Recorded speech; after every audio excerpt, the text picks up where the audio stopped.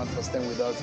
Chief Dan Onwanyawu is still with me, and I'm since being joined by the Executive Director of Yaga Africa and a lawyer. It's expedient that we bring him on the program tonight, Samson Itodo, who joins us live virtually, because there are consequences to what happened today. The reconfiguration has been prayed by INEC, has been granted. INEC will have to be able to reconfigure. But tell us, does that have any effect on Saturday election? Well, I think it's within the purview of INEC to make that determination. And I hope that maybe in the next couple of hours, INEC will issue a statement following this ruling by the court. But there are implications. This is about plus or minus, say, 48 hours to the Saturday's election. And the BVAS machines would need to be configured. But there are two things that must happen before the configuration. First, they need to back up, all the data, and that's accreditation data. And secondly, the results, the images of the results sheets, on the BVAS machines.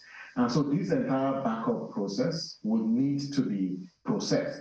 Now, the backup of the BVAS is also contingent on a few factors. One is internet availability. Shemu, Yaga Africa observed the testing of the BVAS in January. And one of the issues that we highlighted was about network availability in all the 36 states and actually 36 states where elections would hold. So would there be network, would the network be strong enough, to back up all the data on the BVAS before the BVAS are reconfigured? And so, quite frankly, from where we stand, we don't see the possibility of performing all these processes and these functions within 48 hours, because we don't want a situation where, BVAS that are not properly configured will be deployed to the elections on Saturday, and then this cyclical issue of logistical challenge will rear its ugly head. So we need to wait on INEC to see what will be the statement that will come from the Electoral Commission. But from where we sit, this has grave implications, and the fact that this ruling is coming just 48 hours, to the governorship elections, quite frankly, I don't see the possibility of proceeding with the elections. Yeah. And if INEC is going to back up, the data on the BVAS, I think it needs to be subjected to transparency. And I've said this, that political parties should be invited to the INEC offices in the states to observe the configuration process. This is not a time for INEC to foreclose or shroud its activities in secrecy. The parties need to be present, they need to see this. Civil society or election observers and the media should also be part of this process.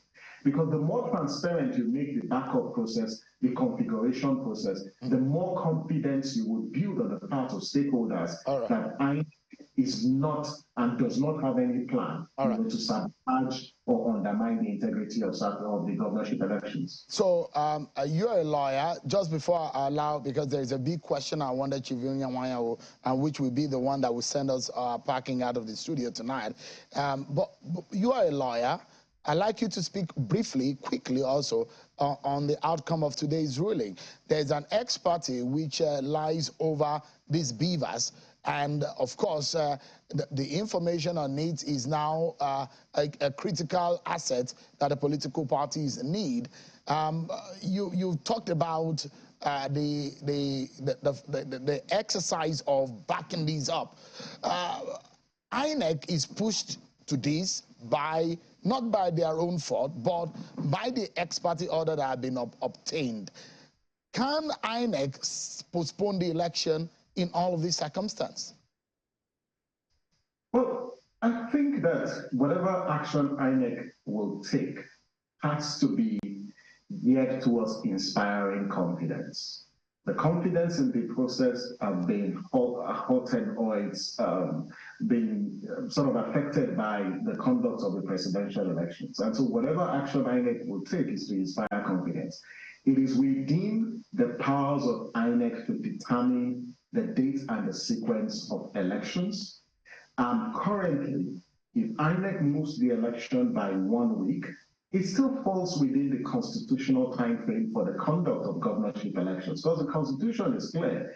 And Chief Dan mentioned earlier that elections for governorship as well as State House of Assemblies shall hold not earlier than 150 days and not later than 30 days to the expiration of the incumbent, the time of the incumbent.